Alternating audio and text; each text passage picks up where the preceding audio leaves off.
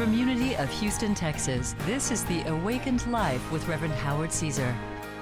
Unity is a non-denominational spiritual community providing a positive, practical, and progressive approach to Christianity. Let's join the service in progress now with Reverend Howard Caesar. I don't know how many of you remember a man, a radio voice named Paul Harvey. Paul Harvey, I used to lunch with. No, I sort of did. Actually, when I worked for my father out on the job, at lunchtime we'd always listen to, put a radio on, and all the workmen would listen to Paul Harvey. But anyway, he would share a story, or various stories actually, and one of the stories that he shared years ago that stuck with me was about an elderly lady. It was a grandma, and she had gone to the grocery store, and she was coming out of the grocery store with a couple bags of grocery in the push cart. And when she came up to her car, she saw that there were two teenagers in her car, and so she assumed they were trying to steal her car. But she was prepared, this grandma was. She had spunk. She pulled out a pistol out of her purse. And she proceeded to the car. She pointed the gun at these boys and ordered them to get out of the car. And of course, their eyes got big, and they tore out of that car and were running off in the parking lot away. And so then she loaded up the groceries in the back of the car and got in, sat down, and put the key in the ignition, but it wouldn't fit. And you know where this is going. And so she tried several times and realized finally that her car was another one that looked just like it, a few spaces beyond. And she had scared the wits out of these two boys that were in the right car. So today my lesson is on memories, actually, and it can be important to remember certain things, like where we park our car.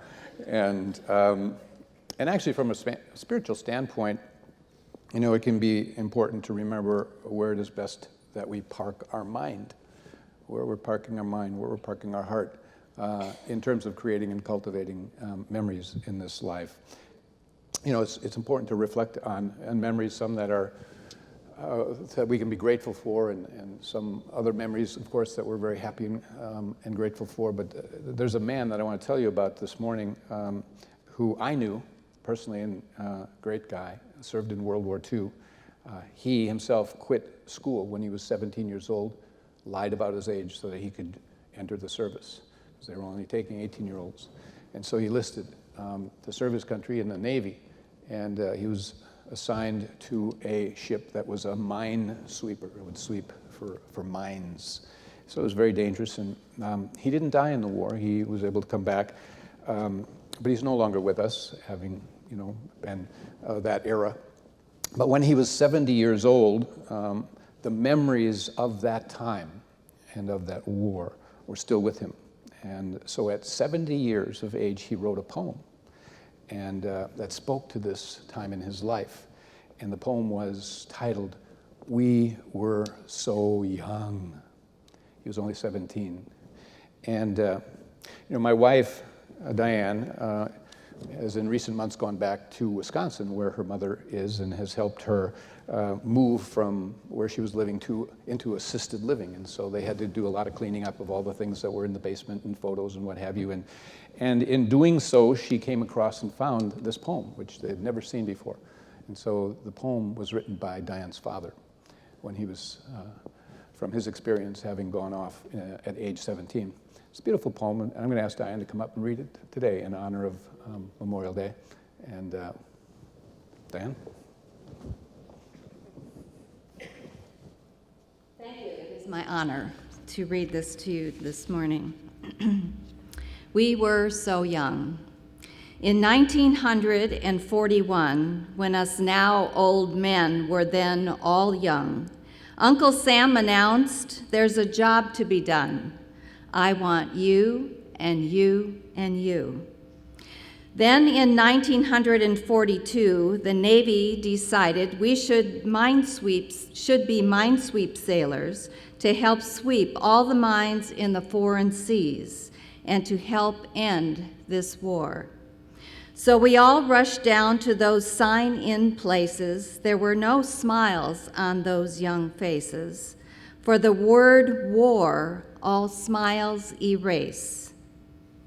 And Lord, we were so young. We signed our names on those dotted line spaces, men of all creeds, religions, and races, and we ended up in all the damnedest places, but how carefree we were then, so young. Men of honor as well as might, men who could sweep as well as fight, yes, and if need be, both day and night. Oh, 'twas great to be so young, with muscles of iron and nerves of steel, whose backs might bend but never yield, who worked like robots, but in truth were quite real. And oh, we were all so young. Yes, we all signed up without hesitation. The length of the hitch read, "For the duration." But we were so proud to serve our nation, so naive and oh, so young. And now, in 1994, to us old men who were then so young, our Maker is saying, there's a new job to be done. I need you and you and you. And as we sign up and leave one by one for the minesweep heaven up beyond the sun, I know our Maker will say, well done, to us old men who long ago were so young. Thank you.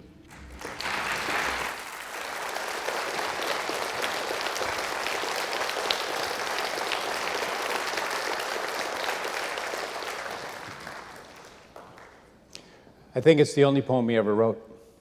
It's the only one we ever found. It was beautiful, it was from his heart, and Art was a great guy. He was a great guy. And so at age 70, he decided to write that. And I think also he realized he had an illness that was going to be taking him out at that point as well. So it was a great gift to Diane, to the family, to have found that.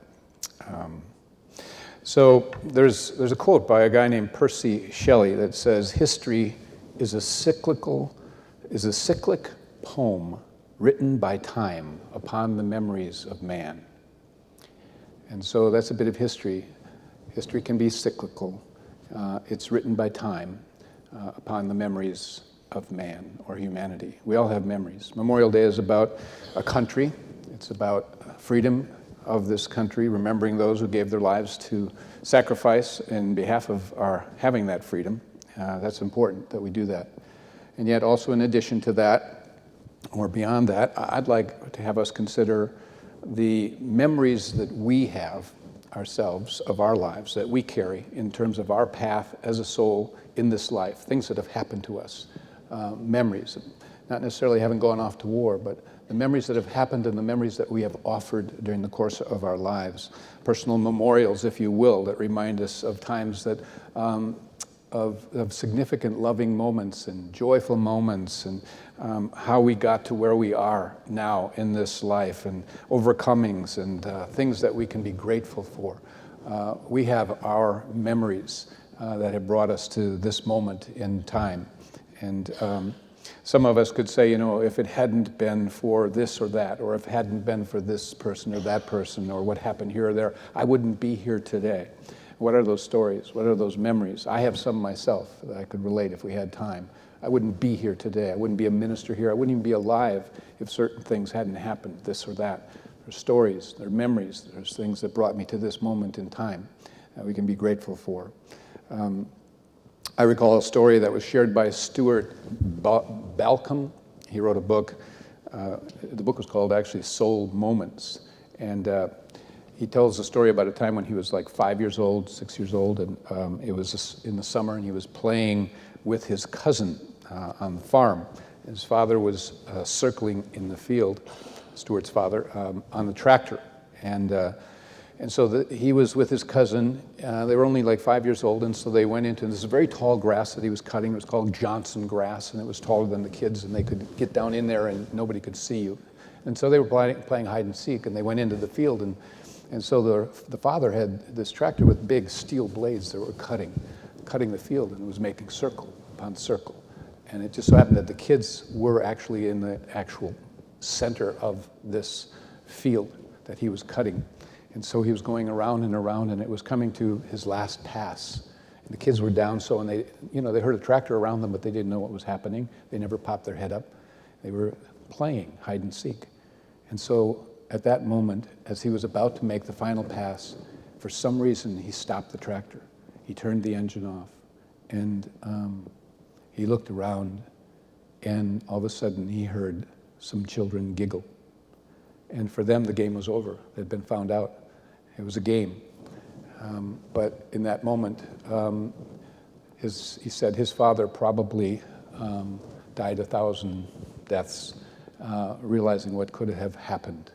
And he himself wrote 39 years later, because my father paid attention to an inner voice, I'm able to sit here and write, I remember when. So a lot of things like that that may come to mind for us too, where we've been protected, we've been looked after, we've been told and nudged, and a still small voice has emerged to speak to us at various times to bring us to the moment where we are now. We can all be very, very thankful. We have our own memories and memorials of life and the path that we've been on. The word memorial actually means something that keeps remembrance alive. Something that keeps remembrance alive. And so there are some things that they did even in biblical times that were a way in which they kept sacred, significant, holy moments alive. And in biblical times, they would usually, in order to have it stand out and stay with them, they would exaggerate and create expanded, exaggerated images of the story. And they would tell it in an exaggerated way. And actually scholars, Bible scholars, like George Lamza and Rocco Errico have referred to this as Eastern amplification. And it was part of the culture of the day. And so they would stretch the story. And it would be things like in Job, where it states, the rock poured me out rivers of oil. And that was their way of saying he had an abundance of good things. And Deuteronomy, there's a statement that says, the cities are great and walled up to heaven. It's another way of saying massive city. The walls were so high, they went up to heaven. Of course, they didn't, but that was the way they would talk about it, even write about it. In the book of Judges, the camels were without number as the sand of the sea.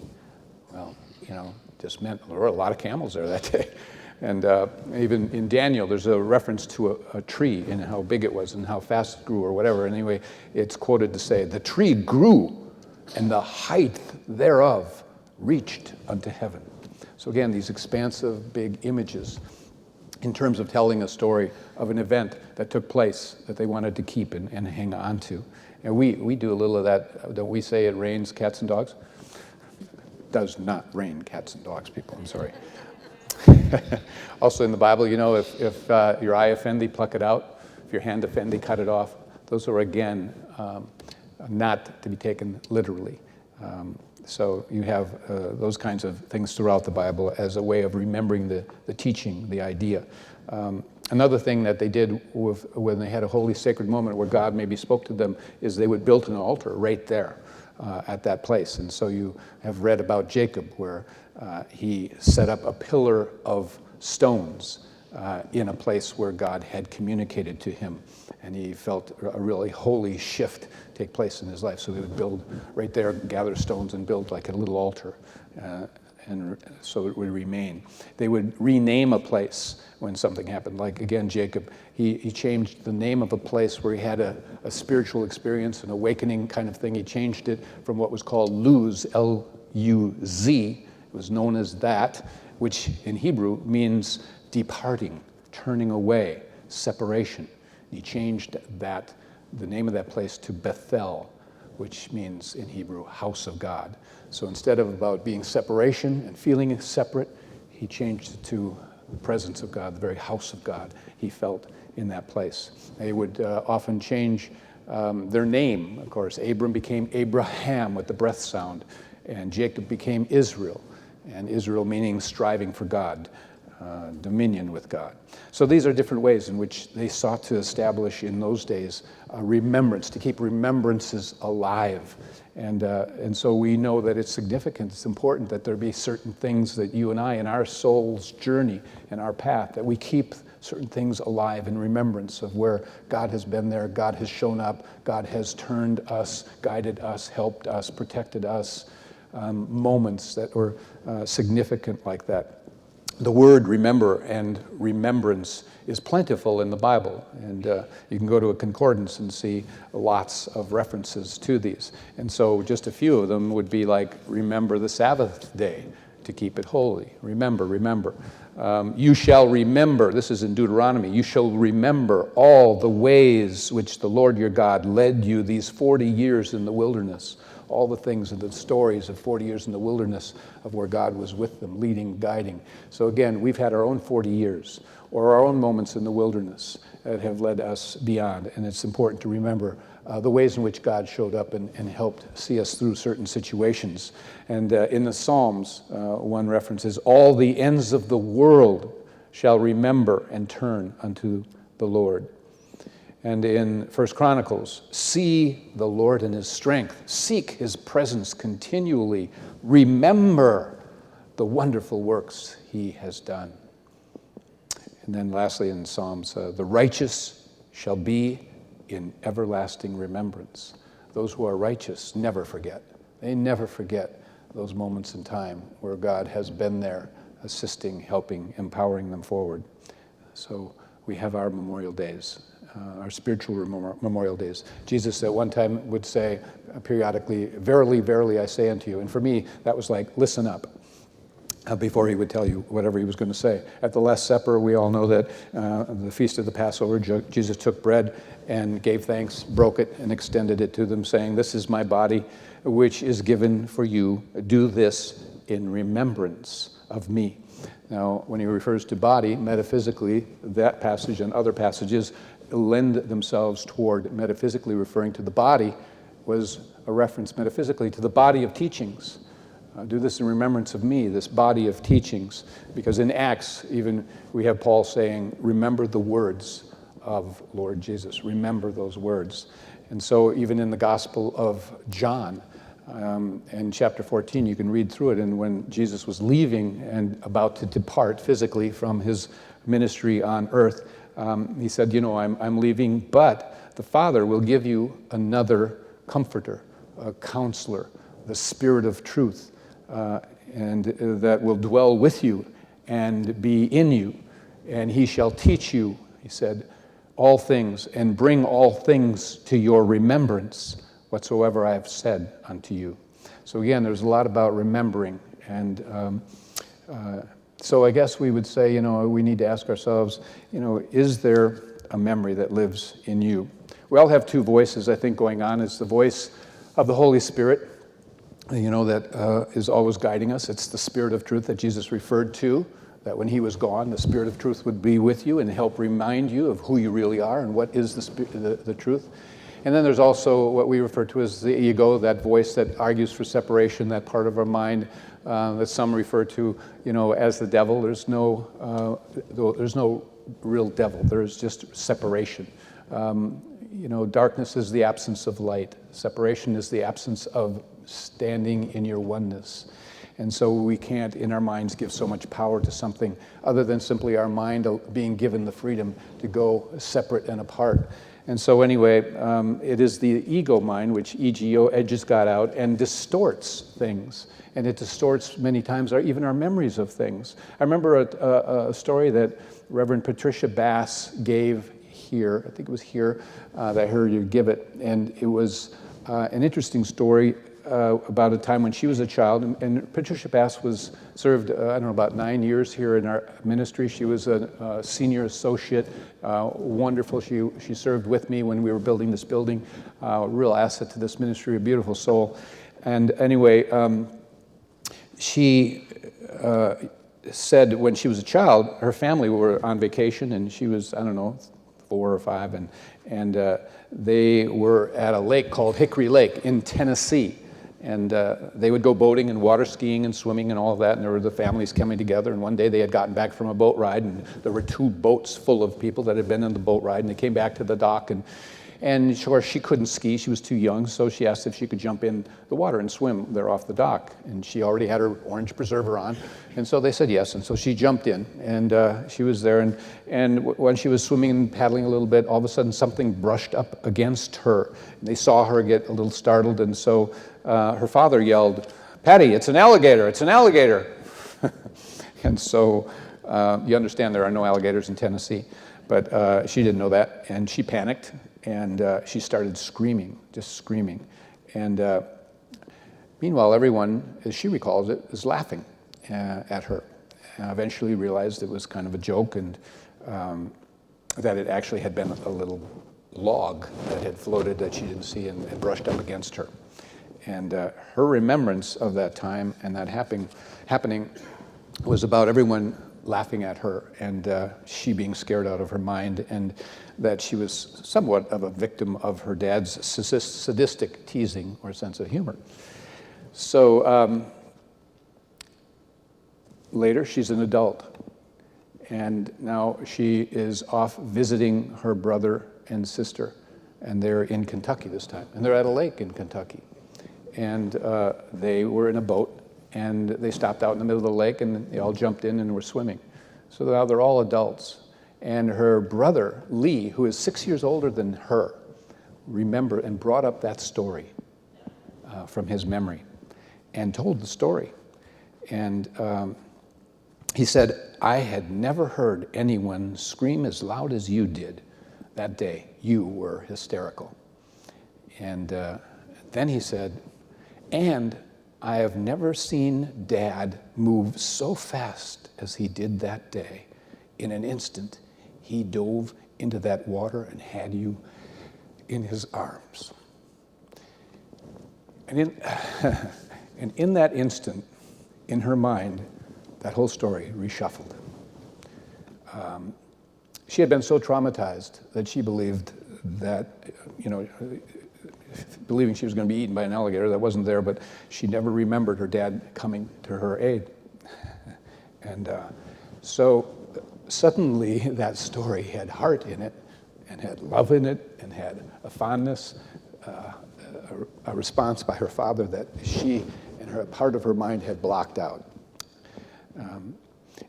Ernest Hemingway, in one of his writings, I think it was a writing called Another Country, he wrote a line and he said, "The war continued to rage, but I didn't go to it anymore."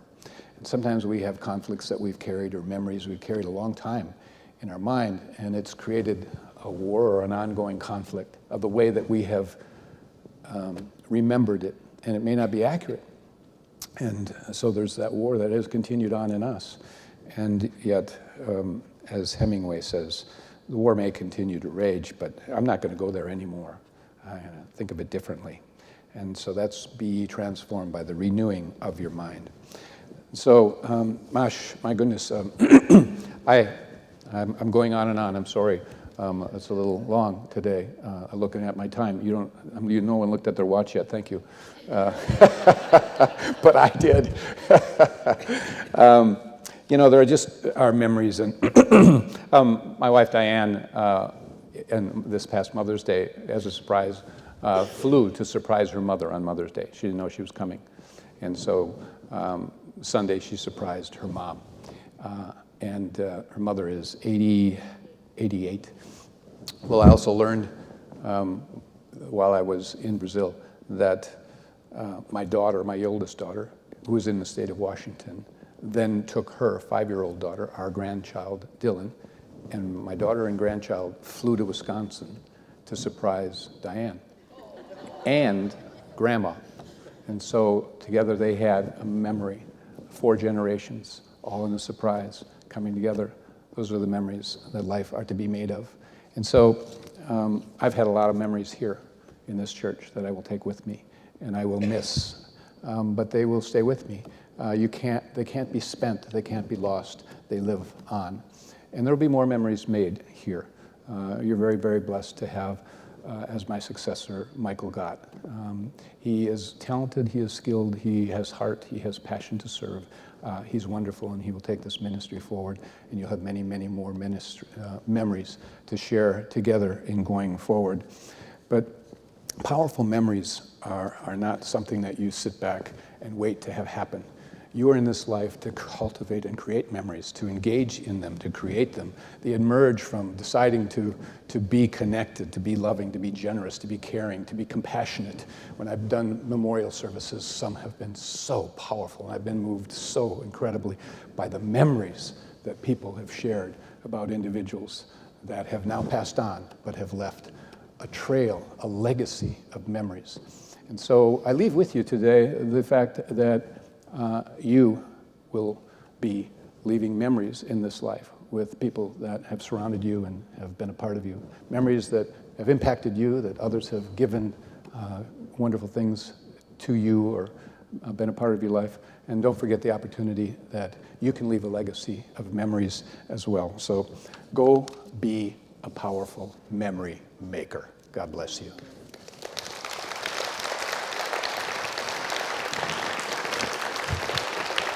Thank you for joining us for today's message. We invite you to be with us again next Sunday. Unity is inclusive, welcoming people of all walks of life in dignity and love. We believe that love, strength, and goodness dwells within you. May we all live in unity with God, humanity, and all of God's creation. And remember, as Reverend Caesar says, life is meant to be good. Hi, I'm Howard Caesar, and I'm here to invite you to read my new book, 1 + 1 is 1. I believe the world is aching for oneness, and so is every person at a soul level. Oneness is an experience of the heart that transcends the mind. More than an intellectual concept, it's a feeling that expands our relationship with the divine and all its creation. It puts us in touch with life in all its forms in a deeper, more connected way. In the book, I explain what I mean by 1 + 1 is 1, for it's a tremendously important universal spiritual principle that we're all called to live.